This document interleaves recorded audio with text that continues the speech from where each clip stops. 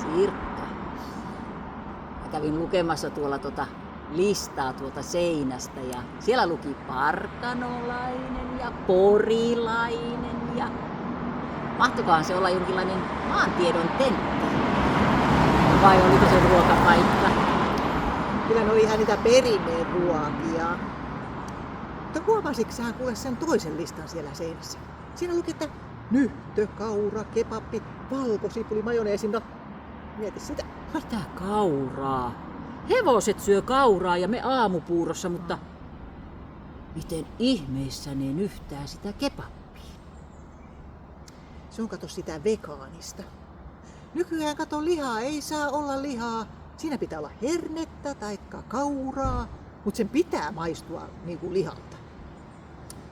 Kato, jos sä haluat oikeeta lihaa, niin se maksaa niin paljon, että täytyy ottaa pikavippi, että sä saisit semmoisen täytetyn lihapirkan kaikilla mausteilla. On se vaan hyvä, ettei tässä meidän roseessa ole mitään kaurajämiä. Tämä on täyttä tavaraa alusta loppuun. No niin, on todellakin. Ja tässä on just sopivasti kaikki vitamiinit, joita me tarvitaan just tähän aikaan päivästä. Otetaan kaikki, niin meidän ei tarvitse nyhtää enää mitään.